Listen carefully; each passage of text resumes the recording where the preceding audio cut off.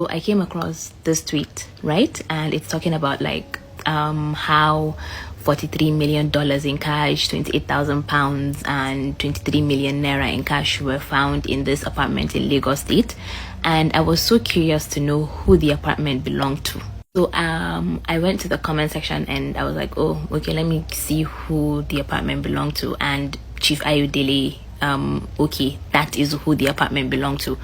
And I didn't know who the man was, so I decided to do a quick little Google search because, I didn't know who the man was and I was so curious to see how the case progressed and what happened. And when I searched his name, it was current news articles and current headlines that I was seeing. What are the headlines? The man was just confirmed by the now president like 2 days ago. He was just confirmed to be the ambassador designate to France for Nigeria. Now, let me tell you just a sliver of the history of Chief Ayodele Aki-Oke or Chief Ayo Oke or whatever his name is. The man was the former director of the NIA, which is the National Intelligence Agency. He was also a former Nigerian ambassador to the Commonwealth. This is a person who has held some of the most sensitive and powerful positions in Nigerian governance or government or whatever I want to call it. Now, still related to this man, in 2017, EFCC discovered like a ton of cash in this apartment in Lagos.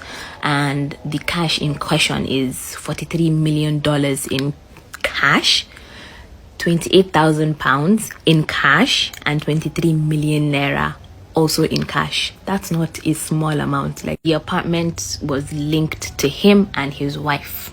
Now, following the discovery and national outrage, the usual thing, he was suspended as the director of the NIA and an investigative committee was set up, and the head of the committee was the then vice president of the country, Professor Yemi Osinbajo. And following the investigation by this panel, this committee, his removal was recommended to the president, who was Buhari at that time. And he was dismissed. And EFCC, as all of this was going on, they were also carrying out their own investigations. It took them 2 years. And finally, in 2019, they made an application to the court for a warrant of arrest of him and his wife, pending like filing of charges in court. The Federal High Court issued a warrant of arrest. And shortly after the issuance of the warrant of arrest, him and his wife decided to flee the country.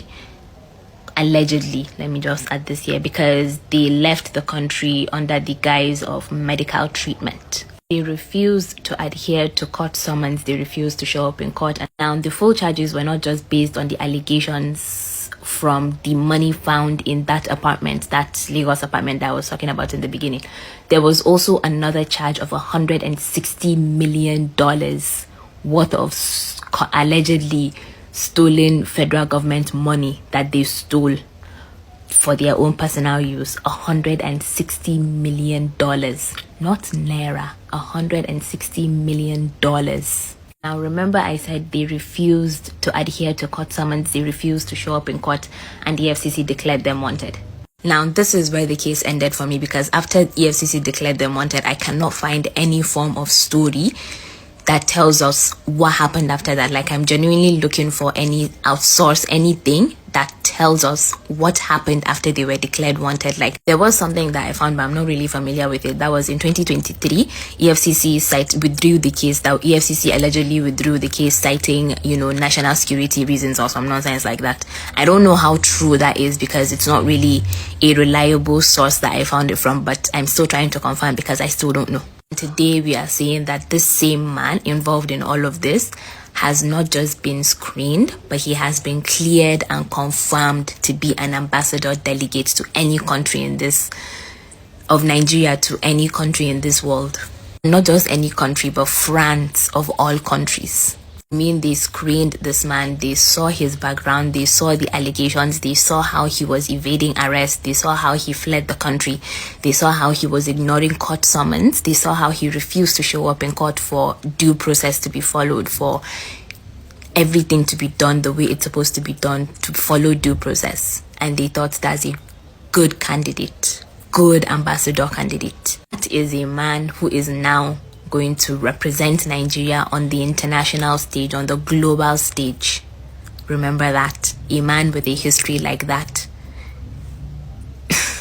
And it's not like the history is hidden or anything. A simple Google search will tell you who this man is and the allegations on his head and what he has allegedly done.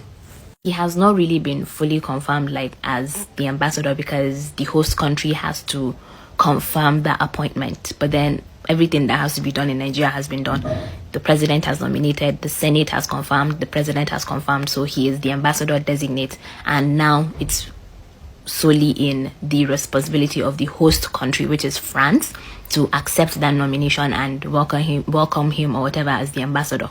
Like, the man quietly came back to the country and became an ambassador to France. When we talk about accountability, some people will be like, you just like complaining. Okay,